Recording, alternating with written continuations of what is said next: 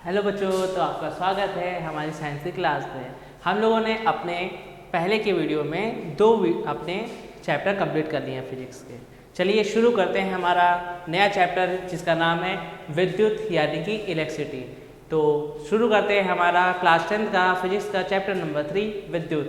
मैं हूँ रजनीश पांडे और आप देख रहे हैं साइंस की क्लास पीटीवी के पी सर पे। हाँ, तो इससे पहले विद्युत क्या होती है ये जान लेते हैं, क्योंकि चैप्टर का नेम है क्या, विद्युत इलेक्ट्रिसिटी। तो इलेक्ट्रिसिटी क्या होती है? हमारे घर में क्या होता है, हमारे घर में चीज़ें बहती रहती हैं यानी कि करंट जो होता है, धारा, वो बहती रहती है। हम लोगों ने क्या किया, अपना फ़ोन निकाला, चार्जिंग लगा दिया, चार्ज होने लगा। फिर क्या है, बल्ब लगाया होल्डर में, जलने लगा।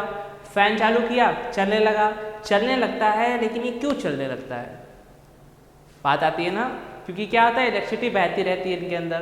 तो अगर हम पूछ दें कि इलेक्ट्रिसिटी होती क्या है, तो पहला क्वेश्चन हमारे चैप्टर के नेम से यही पता चलता है कि इलेक्ट्रिसिटी है क्या। क्लियर है? फिर इलेक्ट्रिसिटी कितने टाइप्स की होती हैं, क्या इलेक्ट्रिसिटी को हम बना सकते हैं? ठीक है, क्या इलेक्ट्रिसिटी कितने टाइप्स की होती हैं, इलेक्ट्रिसिटी को चालू करने के लिए कौन कौन सी चीज़ें लगती हैं, इन सब के बारे में हम लोग इस चैप्टर के बारे में जानेंगे। ठीक है, तो चलिए शुरू करते हैं हमारा चैप्टर नंबर 3। तो पहला हेडिंग आती है हमारी क्या, कि क्या हो। तो पहले ही हमारा आ जाता है कि विद्युत धारा यानी कि इलेक्ट्रिक करंट। तो विद्युत धारा क्या होता है, यानी कि क्या बोलेंगे, किसी चालक में, क्या बोलेंगे, किसी चालक में प्रवाह की दर को क्या कहेंगे, किसी चालक में विद्युत प्रवाह की दर को हम लोग क्या कह देते हैं, विद्युत धारा कहते हैं। ठीक है, तो क्या है हमारा, कि किसी चालक में विद्युत आवेश के प्रवाह की दर को हम लोग क्या कह देते हैं, क्या कहते हैं, विद्युत धारा कहते हैं। फिर क्या बोलेंगे कि इसे I से प्रदर्शित करते हैं, किसे, विद्युत धारा को हम लोग स्मॉल I से प्रदर्शित करते हैं। अगर हम लोग फॉर्मूला कहें तो फॉर्मूला क्या बनेगा, विद्युत धारा बराबर आवेश बटे समय। क्या कहेंगे, आवेश बटे समय। अगर हम लोग सिंबल से करेंगे तो क्या, विद्युत धारा को हम लोग I से प्रदर्शित करते हैं, आवेश को Q से, और समय हमारा क्या होता है, T होता है। तो क्या बन जाएगा, I = Q/T। विद्युत धारा का मात्रक एम्पियर होता है, और यह एक कौन सी राशि होती है, अदिश राशि होती है। कैसी राशि होती है, अदिश राशि होती है।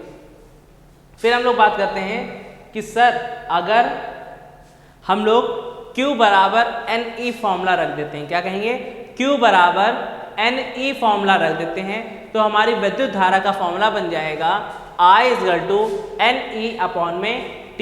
यानी कि क्या कहेंगे, NE/T = क्या बन जाएगा, I बन जाएगा।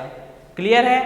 नेक्स्ट बढ़ते हैं हम लोग कि सर विद्युत धारा तो समझ गए, लेकिन अगर हम लोग बात करें कि हमारे जो परिपथ होता है घर में, तो इलेक्ट्रिक करंट किस दिशा में बहता है, क्या कहेंगे कि विद्युत धारा की सर दिशा क्या होती है।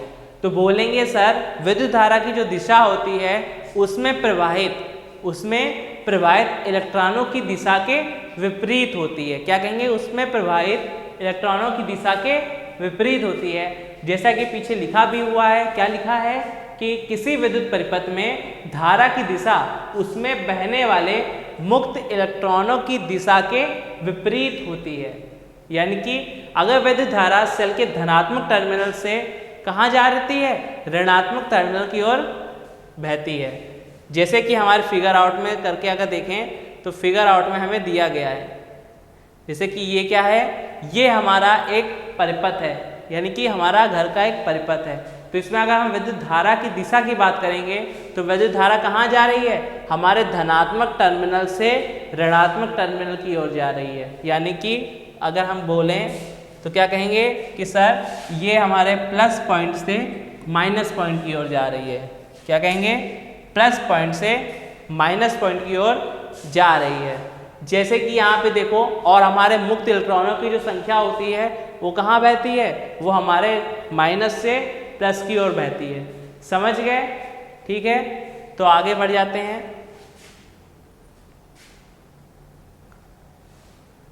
अब बात आती है कि सर हमारा क्या होता है, विद्युत धारा का जो मात्रक होता है वो एम्पियर होता है। लेकिन अगर हम लोग 1 एम्पियर की परिभाषा पूछें, क्या कहें कि सर अगर हम 1 एम्पियर की परिभाषा पूछें तो हम क्या बनाएंगे, तो बोलेंगे तुरंत कि सर अभी हम लोगों ने फॉर्मूला पढ़ा था। क्या पढ़ा था हम लोगों ने? अभी फॉर्मूला पढ़ा था I = Q/T। क्या बोलेंगे? I = Q/T, यानी कि आवेश प्रति समय। तो क्या बोलेंगे? 1 एम्पियर की परिभाषा अगर पूछें तो क्या बोलेंगे? 1 सेकेंड में 1 कूलाम आवेश प्रवाहित करने वाले क्या कह देंगे हम लोग? 1 एम्पियर कहते हैं। यानी कि किसी परिपथ में 1 सेकेंड में 1 कूलाम आवेश प्रवाहित हो रहा है तो उस परिपथ में जो धारा होगी वो कितने एम्पियर की होगी? 1 एम्पियर की होगी। यानी कि धारा का मान कितना होगा? 1 एम्पियर होगा। समझ गए? समझ गए ना? फॉर्मूला क्या बनेगा? 1 एम्पियर बराबर, फॉर्मूला लिख देंगे हम लोग, क्या कहेंगे कि सर 1 एम्पियर बराबर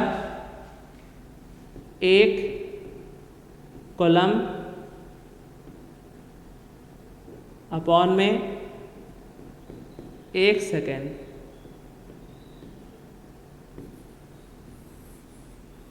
ये क्या बन जाएगा? ये बन जाएगा हमारा फॉर्मूला, बन जाएगा क्या? 1 एम्पियर बराबर 1 कूलाम अपॉन में 1 सेकेंड।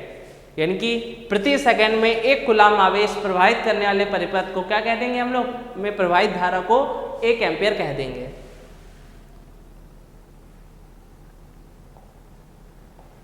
नेक्स्ट अब आता है हमारा अमीटर।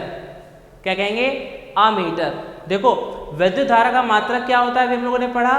क्या बोलेंगे कि सर विद्युत धारा का मात्रक अभी आपने बताया एम्पियर होता है, लेकिन विद्युत धारा को मापने के लिए क्या कहेंगे? विद्युत धारा को मापने के लिए हम जिस यंत्र का प्रयोग करते हैं, जिस उपकरण का प्रयोग करते हैं, उसे क्या कहते हैं? उसे हम लोग अमीटर कहते हैं। क्या कहते हैं? अमीटर कहते हैं। तो उसकी क्या बनेगी कि विद्युत धारा में क्या कहेंगे? विद्युत परिपथ में विद्युत धारा को मापने के लिए जिस यंत्र का उपयोग किया जाता है उसे अमीटर कहते हैं। अमीटर का प्रतिरोध क्या कहेंगे? अमीटर का प्रतिरोध का यंत्र होता है। यानी कि अमीटर एक प्रकार के प्रतिरोध का यंत्र होता है जिसे सदैव श्रेणी क्रम में जोड़ा जाता है। क्या कहेंगे? श्रेणी क्रम में जोड़ा जाता है। समझ गए? अब श्रेणी क्रम क्या होता है ये सबसे बड़ा क्वेश्चन बना होगा। श्रेणी क्रम क्या होता है सबसे बड़ा क्वेश्चन बना, क्योंकि क्या होता है श्रेणी क्रम हम लोग आगे अभी आने वाले उसमें पढ़ेंगे। श्रेणी क्रम एक समायोजन होता है जिसमें हम प्रतिरोधों को लगाते हैं। समझ गए? अभी थोड़ा सा है, जब आगे आएगा तो उसको अच्छे से डिटेल में पढ़ेंगे, डोंट वरी। फिर से एक बार पढ़ लेते हैं। क्या अमीटर क्या होता है? तो बोलेंगे क्या कि विद्युत परिपथ में विद्युत धारा को मापने के लिए हम जिस यंत्र का उपयोग करते हैं उसे अमीटर कहते हैं। क्या कहेंगे? उसे अमीटर कहते हैं। अमीटर का प्रतिरोध का यंत्र होता है। अमीटर प्रतिरोध का यंत्र होता है जो क्या होता है? जिसका उपयोग हम लोग श्रेणी क्रम में करते हैं। समझ गए? नेक्स्ट आ जाते हैं आगे।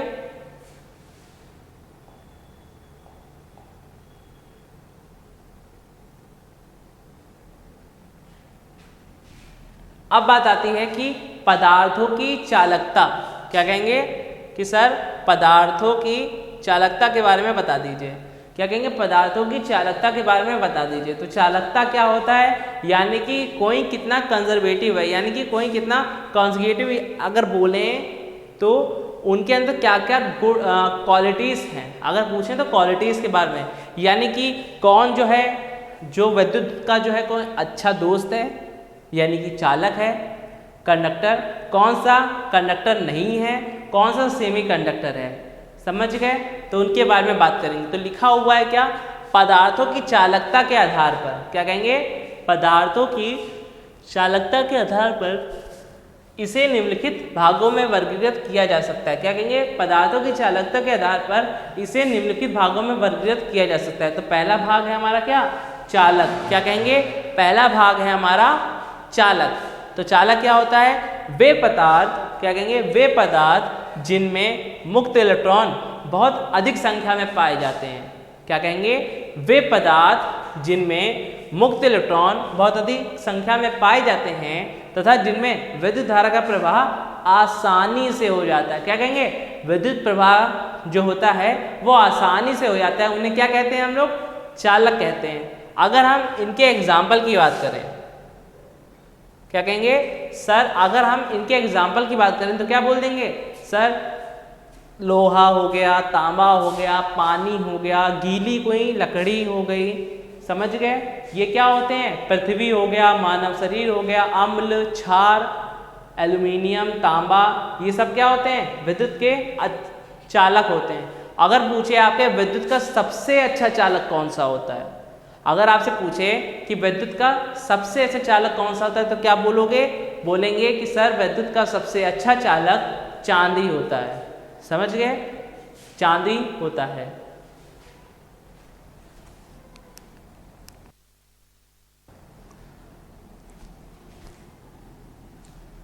ठीक है, नेक्स्ट आता है अब हमारा सेकंड है हमारा आचालक। क्या कहेंगे?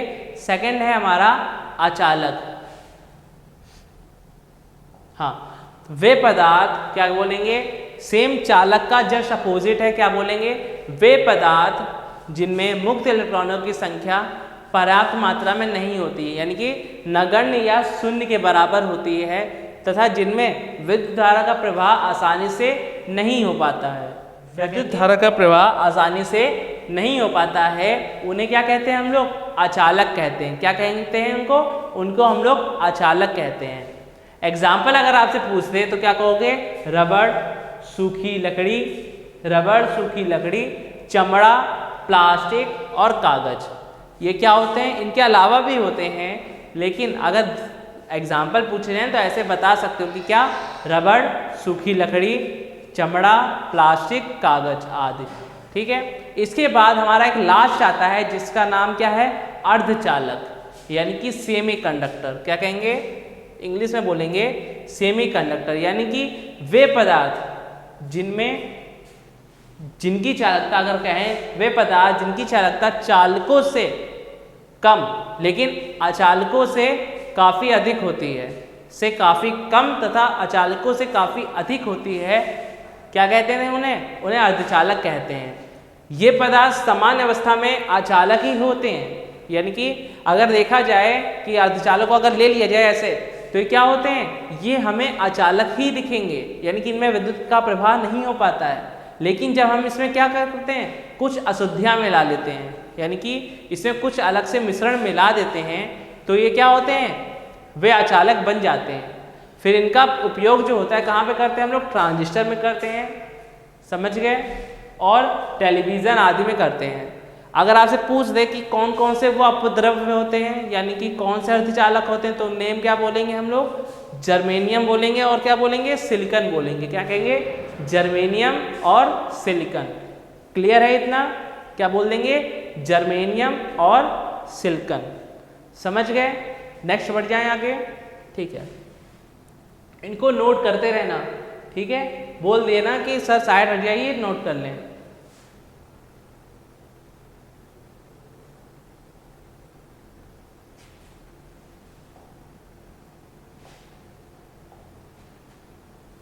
अब बात आती है कि हम लोगों ने सर विद्युत धारा पढ़ ली, फिर हम लोगों ने विद्युत आवेश पढ़ लिया, ये सब पढ़ लिया हम लोगों ने। ठीक है, फिर अब बात आती है कि सर ये बता दीजिए हमें कि विद्युत क्षेत्र क्या होता है। कि सर विद्युत क्षेत्र क्या होता है?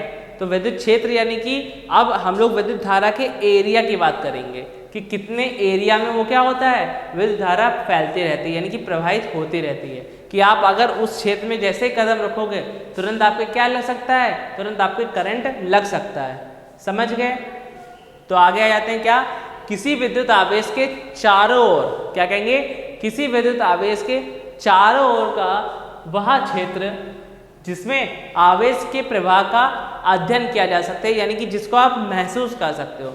यानी कि मान लो ये फील्ड है, ठीक है, ये आगे फील्ड है, इसमें हमारा करंट है, यानी कि कैसा फील्ड है? इलेक्ट्रिक फील्ड है। और हम जैसे इसमें आएंगे तुरंत मुझे क्या लगने लगेगा? जैसे हम आएंगे तुरंत हमको करंट जैसा कुछ लगने लगेगा, यानी कि क्या है, ये क्षेत्र कैसा होगा, ये इलेक्ट्रिक फील्ड होगी। समझ गए? तो वही हमने बोला, क्या बोला कि किसी विद्युत आवेश के चारों ओर का वह क्षेत्र जिसमें आवेश के प्रवाह का अध्ययन किया जा सकता है विद्युत क्षेत्र कहलाता है। या तो हम अगर इसकी दूसरी डिफिनीशन बोलेंगे तो क्या कहेंगे, वह क्षेत्र जहां पर दो आवेश एक दूसरे की तरफ कभी आकर्षित तो कभी प्रतिकर्षित होते हैं विद्युत क्षेत्र कहलाते हैं। यानी कि कभी आकर्षित करेगा, यानी कि कभी आपको अपनी ओर ऐसे खींचेगा और कभी आपको ऐसे दूर हटा देगा, तो वो क्षेत्र क्या कहलाता है, वो क्षेत्र विद्युत क्षेत्र कहलाता है। किसकी वजह से होता है, विद्युत आवेश की वजह से होता है। क्या प्रवाहित हो रहा होता है, क्या बोलोगे सर उसमें प्रवाहित क्या हो रहा है, क्या प्रवाहित हो रहा है, क्या बोलोगे? हाँ, उतनी देर से बता तो रहे हैं क्या प्रवाहित होगा, क्या होगा, इलेक्ट्रिक करंट होगा। सोच में पड़ जाते हैं, बताओ इतनी जल्दी। हाँ, नेक्स्ट आता है कि सर विद्युत विभव क्या होता है। ठीक है, इसको V से डोनेट करते हैं, वो बात की बात है, पहले विद्युत विभव होता क्या है। तो क्या कहेंगे कि सर एकांक आवेश को अनंत से, क्या कहेंगे, एकांक आवेश को अनंत से विद्युत क्षेत्र के अंदर किसी एक बिंदु तक लाने में जो हमें कार्य करना पड़ता है, क्या कहते हैं, जो हमें कार्य करना पड़ता है उसे क्या कहते हैं हम लोग, विद्युत विभव कहते हैं। क्या कहते हैं उसे विद्युत विभव कहते हैं। लिखा भी वैसे ये, क्या, एकांक आवेश को अनंत से विद्युत क्षेत्र के अंदर किसी एक बिंदु तक लाने में किया गया कार्य क्या कहलाता है, विद्युत विभव कहलाता है। इसे हम लोग V से प्रदर्शित करते हैं। किससे प्रदर्शित करते हैं, V से प्रदर्शित करते हैं। बोलेंगे कि सर VA यानी कि क्या हो गया, ये विद्युत क्षेत्र के अंदर कोई एक पॉइंट हो गया VA। V इन्फिनेटिव क्या है, ये क्या आ रहा है, ये कार्य आ रहा है आपके इन्फिनेटिव से, जो हम लोगों ने इन्फिनेटिव से किया था। तो क्या बोलते हैं, VA माइनस V बराबर क्या हो जाएगा, W/Q, यानी कि जो आपने वर्क किया है प्रति कूलाम में। समझ गए? फिर क्या आ जाएगा, VA माइनस V0 बराबर W/Q। और अगर हम बात करते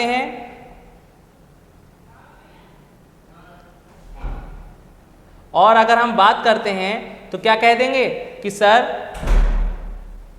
V बराबर W/Q। क्या कह देंगे, V बराबर W/Q। इसका मात्रक जूल प्रति सेकेंड, क्या कह देंगे, इसका मात्रक जूल प्रति कूलाम होता है, जिसे वोल्ट कहते हैं। क्या कहते हैं, जिसे वोल्ट कहते हैं। समझ गए? वोल्ट नहीं, वोल्ट कहते हैं। समझ गए? यहाँ पे लिखा हुआ है, क्या कह देंगे कि जिसे वोल्ट कहते हैं। ठीक है, तो बढ़ जाते हैं अब आगे। हमारे नेक्स्ट आता है हमारा विद्युत विभवांतर। क्या कह देंगे, विद्युत विभवांतर। तो विद्युत विभवांतर क्या होता है, सेम विद्युत विभव की तरह बोलेंगे कि सर एकांक आवेश को, क्या कहेंगे, एकांक आवेश को विद्युत क्षेत्र के अंदर किसी एक बिंदु से दूसरे बिंदु तक लाने में किया गया कार्य। विद्युत विभव क्या था, अनंत से किसी एक बिंदु तक लाने में किया गया कार्य विद्युत विभव, और एक बिंदु से दूसरे बिंदु तक लाने में किया गया कार्य विद्युत विभवांतर कहलाता है। समझ गए? यानी कि विद्युत विभवांतर कहलाता है। इसे भी हम किससे दर्शाते हैं, V से दर्शाते हैं। किससे दर्शाते हैं, इसको भी हम लोग V से दर्शाते हैं। फिर क्या बोल देंगे कि सर VA बराबर माइनस VB बराबर क्या हो जाएगा, W/Q। और इसको याद करके हम लोग डायरेक्ट लिख सकते हैं, क्या, V = W/Q। क्या आ जाएगा, V = W/Q। और कहीं कहीं पर ये ऐसे भी लिखा होता है, क्या बोल देंगे कि del V = W/Q। तो क्या होगा, कह देंगे कि सर हम डरेंगे नहीं। क्या कहेंगे, सर हम डरेंगे नहीं। आपने हमको सिखा दिया है कि del V। अब बात आती है कि सर ये भी बता दो, आपने हमको बता तो दिया ये del V = W/Q होता है, लेकिन ये del है क्या, तो क्या बोल देंगे, जो हमारा डिफरेंस होता है, यानी कि दो बिंदुओं के बीच की डिफरेंस को दिखाने के लिए हम लोग del V का यूज करते हैं। क्या कहते हैं, del का यूज करते हैं, इस del का यूज करते हैं। समझ गए? ठीक है। अब इसके मात्रक की बात करते हैं तो क्या बोलेंगे सर, इसका मात्रक जूल प्रति कूलाम होता है और जिसे हम लोग वोल्ट कहते हैं। क्या कहेंगे? वोल्ट कहते हैं। तुरंत एक बच्चा उठेगा और क्या कहेगा कि सर अभी आपने विद्युत विभव का भी यही बताया था कि विद्युत विभव का मात्रक जूल प्रति कूलाम होता है और इसे वोल्ट भी कहते हैं। तो बच्चा सेम वही चीज है, क्या कहेंगे? सेम वही चीज है, लेकिन विद्युत विभव में हम लोग कोई कार्य कब कर रहे थे? अनंत से एक बिंदु तक लाने में हम लोग कार्य कर रहे थे तो विद्युत विभव था, और जब हम लोग एक बिंदु से दूसरे बिंदु तक लाने में करते हैं कार्य तो क्या होता है? विद्युत विभवांतर कहलाता है। क्या कहेंगे? विद्युत विभवांतर कहलाता है। समझ गए? नेक्स्ट आते हैं,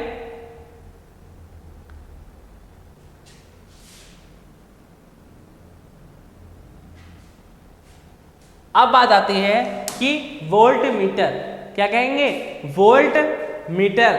तो हम लोगों ने अभी अमीटर पढ़ा था। क्या पढ़ा था? अमीटर पढ़ा था। तो अमीटर क्या था? बोलेंगे सर कि अमीटर था हमारा विद्युत धारा को मापने वाला यंत्र। तो वोल्ट मीटर से क्या पता चल रहा है? क्या कहेंगे सर? विभवांतर को मापने के लिए, यानी कि विभव को मापने के लिए हम जिस यंत्र का यूज करते हैं उसे क्या कहते हैं? वोल्ट मीटर कहते हैं। किस क्या कहते हैं? वोल्ट मीटर कहते हैं। तो लिखा हुआ है क्या? विभवांतर को मापने के लिए जिस यंत्र का उपयोग करते हैं, विभवांतर को मापने के लिए जिस यंत्र का उपयोग करते हैं उसे वोल्ट मीटर कहते हैं। क्या कहते हैं? उसे वोल्ट मीटर कहते हैं। इसे धनात्मक व ऋणात्मक दो टर्मिनल होते हैं। क्या कहेंगे? इसमें यानी कि इसमें एक प्लस पॉइंट होता है और एक माइनस पॉइंट होता है। वोल्ट मीटर को चालक के समांतर क्रम में जोड़ा जाता है, अमीटर को श्रेणी क्रम में जोड़ा जाता है और वोल्ट मीटर को समांतर क्रम में जोड़ा जाता है। ये चीज हमको याद रखनी है। क्या कहेंगे सर? ये चीज हमको याद रखनी है। इससे चालक में प्रवाहित धारा का एक छोटा भाग ही प्रवाहित होता है। क्या कहेंगे? इससे जो है, अगर हम बात करें वोल्ट मीटर से तो क्या कहेंगे? इसमें जो है धारा जो होती है हमारी विद्युत धारा, उसका छोटा सा भाग ही प्रवाहित होता है और ज़्यादा से ज़्यादा क्या प्रवाहित होता होगा? जिस चीज़ को ये नापता है तो क्या बोल देंगे? किस चीज़ को नापता है? ये विद्युत विभवांतर को नापता है। समझ गए? तो यानी कि यहाँ से क्या निकलेगा? इलेक्ट्रिक पोटेंशियल निकलेगा। समझ गए? ठीक है, तो हम मेरे साथ बोलो, अमीटर किस क्रम में जोड़ा जाता है? अमीटर को श्रेणी क्रम में जोड़ा जाता है, वोल्ट मीटर को समांतर क्रम में जोड़ा जाता है। समझ गए? ठीक है, आगे बढ़ जाते हैं। नेक्स्ट आता है कि सर 1 वोल्ट विभवांतर क्या होता है? तुरंत एक बच्चा बोलेगा कि सर आपने अभी हमको विभवांतर बता दिया था, यानी कि विद्युत विभवांतर के बारे में बताया था, तो सेम उसके फॉर्मूले से हम लोग 1 वोल्ट विभवांतर की परिभाषा निकाल सकते हैं। क्या कहेंगे? 1 वोल्ट विभवांतर की परिभाषा निकाल सकते हैं। तो क्या कहेंगे? यदि किसी चालक के, फिर से बोलना मेरे साथ, क्या कहेंगे? यदि किसी चालक के दो बिंदुओं के बीच, क्या कहेंगे? यदि किसी चालक के दो बिंदुओं के बीच 1 कूलाम आवेश को भेजने में 1 जूल कार्य करना पड़े, क्या कहें? 1 जूल कार्य करना पड़े, तो उन दो बिंदुओं के बीच जो विभवांतर होगा वो 1 वोल्ट विभवांतर होगा। क्या कहेंगे?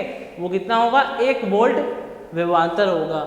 यानी कि अगर आप क्या कर रहे हो, आप किसी 2 पॉइंट पे जा रहे हो, ठीक है, 2 पॉइंट पे जा रहे हो और इसमें कौन सा है आवेश, कौन सा भेज रहे हो आप? 1 कूलाम आवेश को भेज रहे हो और उसको भेजने के लिए आपको कितना कार्य करना पड़े? 1 जूल कार्य करना पड़े। क्या कितना कार्य करना पड़े? 1 जूल कार्य करना पड़े, तो उसमें विभवांतर क्या होगा? 1 वोल्ट होगा। तो 1 वोल्ट बराबर क्या बन जाएगा? 1 जूल प्रति कूलाम।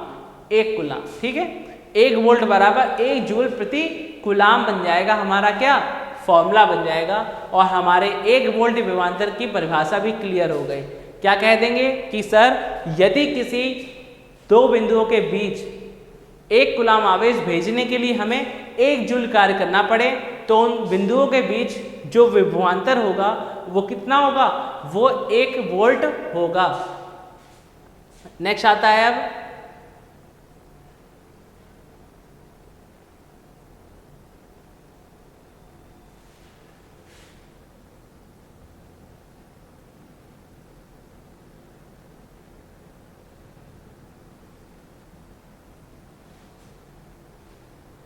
हाँ, अब बात आती है कि सर ये बता दो कि हमारे जो है क्या, ये इंपॉर्टेंट है क्या, विद्युत परिपथ में उपयोग होने वाले अवयवों के प्रतीक, यानी कि किस अवयव को हम लोग किस तरीके से प्रदर्शित करते हैं। अभी मेरा फेस इतना क्लियर नहीं आ रहा होगा, लेकिन क्या है हमारे लिए फेस से ज़्यादा क्या इंपॉर्टेंट है, हमारे फेस से ज़्यादा क्या इंपॉर्टेंट है, हमारा ये जानना। तो बात करते हैं कि जो विद्युत सेल होती है, क्या कहेंगे कि सर जो पहला वाला है जो हमारी क्या है, ये हमारी विद्युत सेल है। तो विद्युत सेल को हम लोग कैसे प्रदर्शित करते हैं, यानी कि विद्युत सेल का मीन्स क्या हो जाएगा,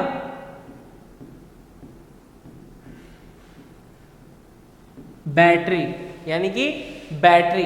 तो बैटरी को हम लोग किससे प्रदर्शित करते हैं, हम लोग लाइन बनाते हैं ऐसे करके और यहाँ पे प्लस और माइनस लगा देते हैं, ये क्या हो जाती है हमारी, ये हमारी बन जाती है बैटरी। नेक्स्ट आता है जो हमारी अलग से जो प्योर बैटरी होती है, ठीक है, वो कैसे होती है, वो इस तरीके से दिखाई जाती है, यानी कि 3 लाइन की बना दी जाती है और वो क्या हो जाती है, वो हमारी पेवर बैटरी हो जाती है। अगर विद्युत सेल वाली बैटरी की बात करेंगे तो कैसा होगा, ऊपर जैसा होगा।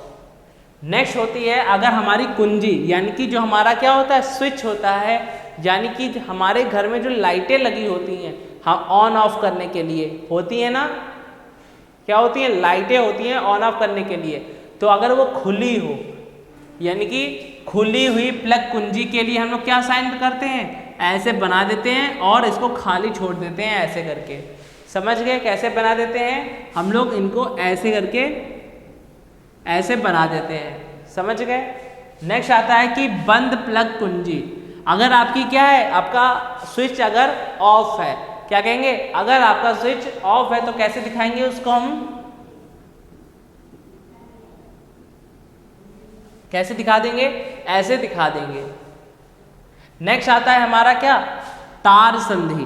पांचवा क्या है हमारा, तार संधि, यानी कि हम क्या कर रहे हैं, अपने तारों को अटैच कर रहे हैं, क्या कर रहे हैं, अपने तारों को अटैच कर रहे हैं। तो उसको हम लोग कैसे दिखा देंगे अपने परिपथ में, ऐसे सीधी लाइन ले जाएंगे और उस पर एक 90 डिग्री पर एक दूसरा तार लगा देंगे, यानी कि ऐसे सीधा ले जाके एक दूसरी लाइन ऐसे करके रख देंगे, वो क्या बन जाएगी, हमारी तार संधि बन जाएगी। अगर हम क्या करना है, तार को क्रॉस करना है एक से, यानी कि तारों को अगर क्रॉस करना है तो क्या कर देंगे, छठा हमारा क्या है, तारों को क्रॉस करना है तो क्या बना देंगे, एक सीधी लाइन ले जाएंगे और ऊपर से लाते हुए ऐसे करके घुमा देंगे, क्या कह देंगे कि सर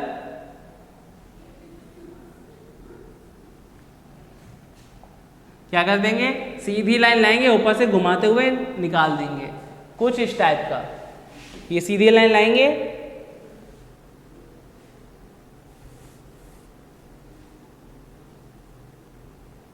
ऐसे सीधी लाइन ले जाएंगे ऊपर से लाएंगे और ऐसे घुमा के निकाल देंगे, समझ गए।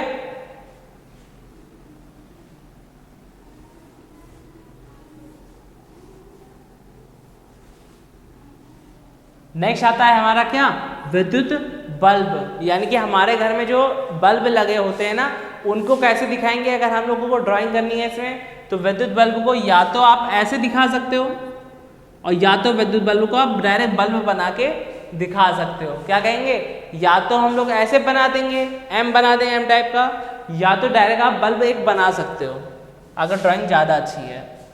अगर हम बात करें प्रतिरोध को, रेसिस्टेंस को, यानी कि जो प्रतिरोध होता है उसको आप कैसे दिखाओगे, तो क्या बोलेंगे कि सर हम लोग ऐसे तार ले जाएंगे और इस पर हार्ट लाइन बनाते जाएंगे ऐसे करके, जिग जैग टाइप का, और ऐसे निकाल देंगे।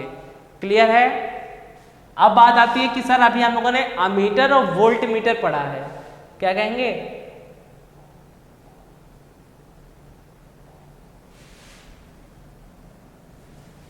कहेंगे कि सर अभी हमने अमीटर और वोल्ट मीटर पढ़ा है, तो 9 क्या है हमारा,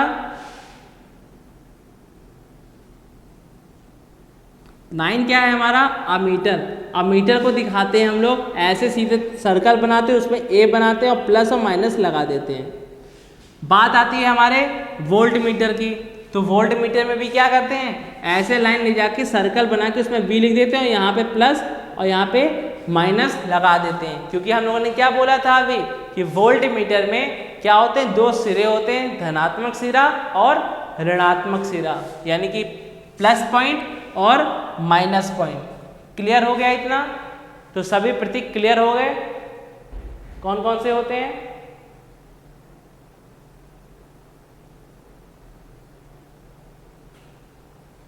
तो इसको रोक दे रहे हैं, इसको एक बार फोटो खींच लेना, स्क्रीनशॉट ले लेना इसका। ठीक है, नेक्स्ट आता है हमारा कि सर ओम का नियम क्या होता है। क्या कहेंगे कि सर ओम का नियम क्या होता है? तो ओम क्या थे? ओम एक साइंटिस्ट का नियम है। क्या है? ओम एक साइंटिस्ट थे। उन्होंने क्या कहा कि यदि किसी चालक की, क्या कहा, यदि किसी चालक की भौतिक अवस्थाएं कौन कौन सी, लंबाई, चौड़ाई, क्षेत्रफल, ताप आदि में हम लोग क्या करते हैं, परिवर्तन ना हो, तो चालक में जो बहने वाली, यानी कि इन सब में परिवर्तन ना करें, तो चालक में जो बहने वाली जो धारा होती है वो चालक के सिरों के विभवांतर के क्या हो जाती है, समानुपाती हो जाती है। क्या कहेंगे? विभवांतर के समानुपाती हो जाती है। तो फिर से एक बार बोलेंगे क्या, यदि किसी चालक की भौतिक अवस्थाओं में परिवर्तन ना करें, भौतिक अवस्थाएं जैसे उसके तार की लंबाई, क्षेत्रफल तथा तार में ताप में परिवर्तन ना करें, तो चालक में जो बहने वाली जो धारा होती है वो उसमें प्रवाहित किसके, विभवांतर के समानुपाती होता है। फिर क्या बोलेंगे, माना चालक में बहने वाली धारा I, विभवांतर V है, तो ओम के नियम जो ओम ने कहा है वो क्या कहा, ओम ने क्या बोला था अभी कि जो V होता है यानी कि विभवांतर वो धारा के क्या होता है, समानुपाती होता है। समानुपाती ये रहा। अब हम क्या करेंगे, ठीक है, ये समानुपाती। अब क्या लिखेंगे, जैसे ही हम लोग ये समानुपाती क्या होता है, समानुपाती का जब साइन हटाते हैं तो बराबर लगाते हैं, और इस समानुपाती के साइन की जगह क्या आता है, एक नियतांक आता है, और ये I बना हुआ है। ये जो R आया है, क्या आया है, यही जो R आया है ये हमारा क्या है, यही हमारा R एक नियतांक है।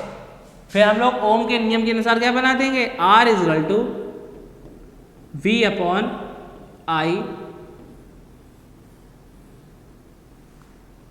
समझ गए?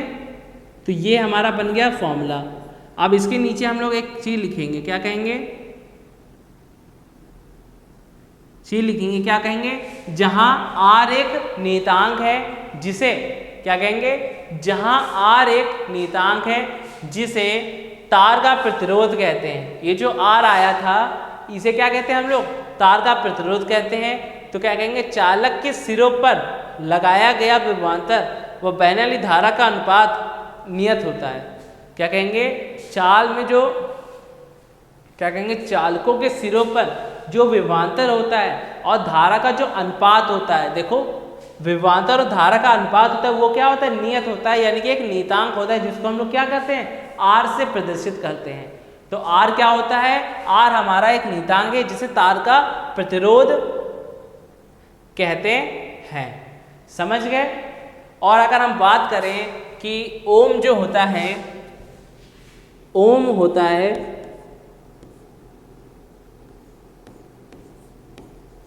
ओम को अगर हम कहें तो ओम को प्रदर्शित करते हैं हम लोग ऐसे करके। ये हो गया क्या, ओम का सिंबल क्या होता है, ये होता है। ओम का सिंबल क्या होता है, ये सिंबल होता है, तो ध्यान रखेंगे। नेक्स्ट आता है हमारा कि एक ओम प्रतिरोध क्या होता है। हम लोगों ने ओम के बारे में पढ़ लिया, ओम का नियम पढ़ लिया, ओम के बारे में जानेंगे कि R बराबर V अपॉन I होता है।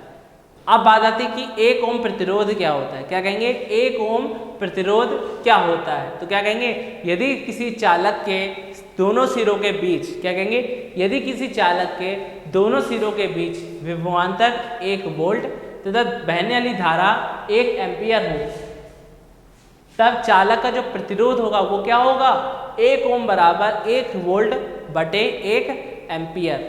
और हमारा सिंपल सा क्या बन जाएगा, सिंपल सा फॉर्मूला बन जाएगा R equal to V upon I। R equal to V upon I और पहले क्या बनेगा, डिफरेंशियल के अकॉर्डिंग 1 ओम बराबर 1 वोल्ट बटे 1 एम्पियर।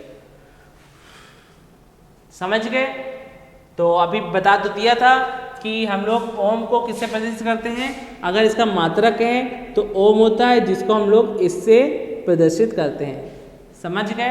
किससे प्रदर्शित करते हैं, इससे प्रदर्शित करते हैं। नेक्स्ट है कि सर धारा नियंत्रक क्या है। धारा नियंत्रक क्या है, इससे क्या पता चल रहा है, नियंत्रक का मीन्स क्या, कंट्रोलर, यानी कि कंट्रोल करना, नियंत्रित करना। यानी कि कोई चीज़ अगर बेकाबू हो जाए, कभी भी आपके हाथ से बाहर निकलने लगे, तो उसको कंट्रोल करने के लिए हम लोग किसका यूज़ करते हैं, कंट्रोलर होता है। ठीक है, वैसे क्या है, धारा नियंत्रक यानी कि धारा को कंट्रोल करने, कुछ ऐसा लग रहा है, लग नहीं रहा, ये चीज़ है, क्योंकि क्या होता है, बहुत सी डिफिनीशन उनके नाम से ही क्लियर हो जाती हैं। तो क्या है, वह युक्ति जिसका उपयोग परिपथ में प्रवाहित प्रतिरोध को परिवर्तित करके धारा को नियंत्रित करने में किया जाता है, धारा नियंत्रक कहलाता है। क्या कहेंगे, वह युक्ति जिसका उपयोग परिपथ में प्रतिरोध को परावर्तित यानी कि परिवर्तित ना करके धारा को नियंत्रित किया जाए, उसे क्या कहते हैं हम लोग, धारा नियंत्रक कहते हैं। समझ गए, धारा नियंत्रक कहते हैं।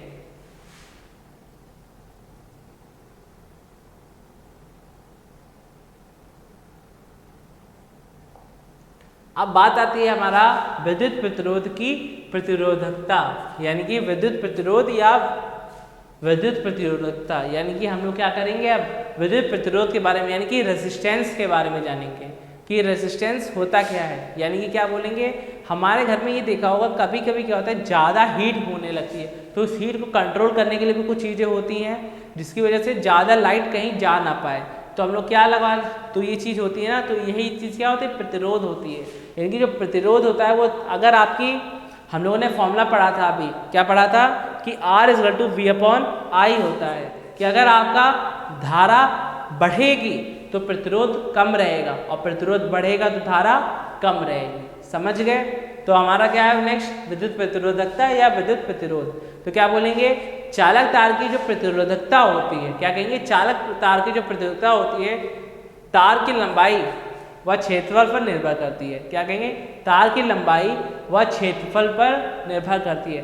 अब किस तरीके से निर्भर करती है, उस चीज़ के बारे में पढ़ते हैं नीचे। तो क्या बोलेंगे कि विद्युत प्रतिरोधकता जो होती है वो चालक तार की क्या होती है, लंबाई के समानुपाती होती है। क्या कहेंगे, चालक तार की जो प्रतिरोधकता होती है वो तार की लंबाई के समानुपाती होती है। तो क्या बोल देंगे, R समानुपाती L। क्या बोल देंगे, R समानुपाती L। इसको क्या कर देंगे, इसको समीकरण 1 लिख देंगे। नेक्स्ट क्या आएगा हमारा, विद्युत प्रतिरोधकता क्षेत्रफल के क्या होती है, व्युत्क्रमानुपाती होती है। जो विद्युत की प्रतिरोधकता होती है वो चालक तार की लंबाई के समानुपाती व क्षेत्रफल के व्युत्क्रमानुपाती होती है। तो R रेसिप्रोकल A हो जाएगा। क्या हो जाएगा, R रेसिप्रोकल A हो जाएगा। अब समीकरण 1 और समीकरण 2 को हम लोग मिला देंगे। तो जैसे ही समीकरण 1 और समीकरण 2 को मिलाएंगे तो क्या बन जाएगा, R समानुपाती L समानुपाती 1/A। क्या बोल देंगे, R समानुपाती L समानुपाती 1/L।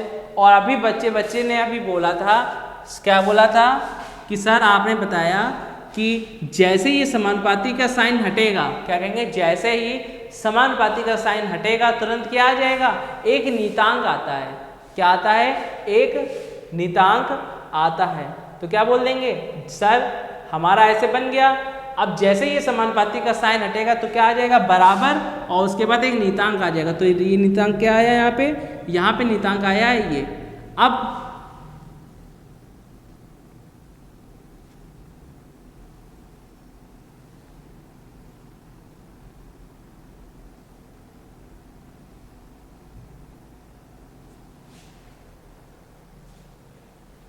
क्या बोलेंगे कि सर जो ये आपने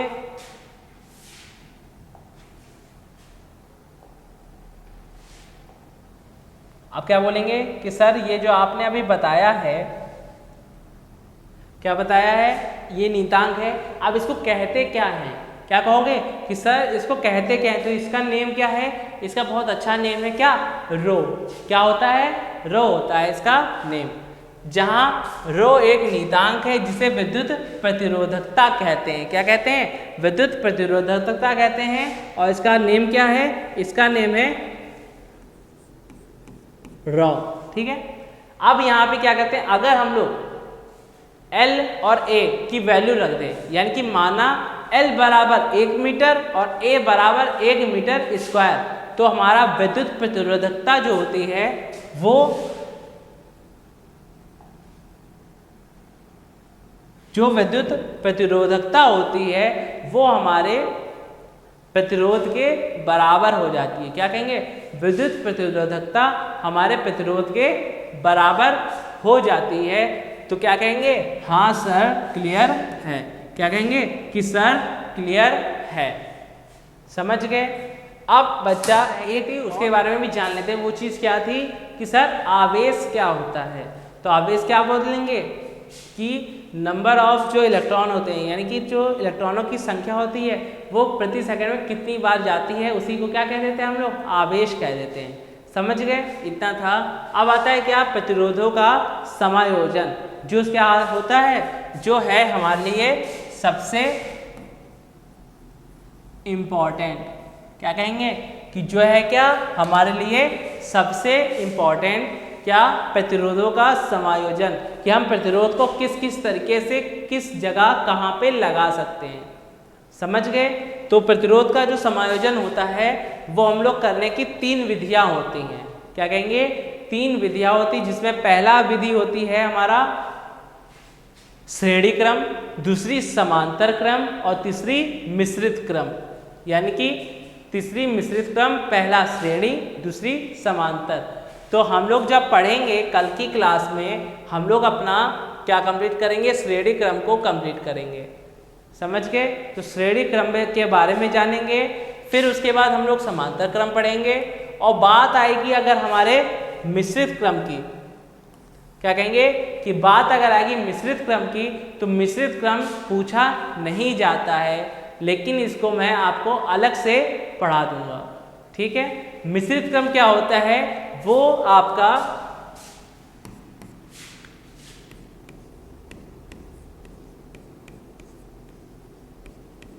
जो श्रेणी क्रम प्लस समांतर क्रम होता है। क्या कहेंगे? वो श्रेणी क्रम और समांतर क्रम ही होता है। क्या आपका? मिश्रित क्रम। समझ गए? ये इनका कॉम्बिनेशन होता है। ठीक है? तो हम लोगों ने आज एक तरीके से लगभग इंट्रो के हिसाब से ले लिया, लेकिन कल हमारा क्या होगा? कल हमारा इम्पॉर्टेंट चीज़ चालू हो जाएगी। क्या? हमारा समायोजन, जो क्या होता है बहुत ज़्यादा पूछा जाता है, जिनसे ही हमारे न्यूमेरिकल्स भी बनते हैं। ठीक है? तो आज के लिए इतना ही। मिलते हैं हम लोग कल की क्लास में। जय हिंद, जय भारत। रिविजन करते रहेंगे। आज जो भी पढ़ाया इसको अच्छे से पढ़ेंगे जाके, ये मैं आशा करता हूँ आप लोगों से। ठीक है? श्रेणी क्रम के बारे में कल जानते हैं। आज के लिए इतना ही। जय हिंद, जय भारत।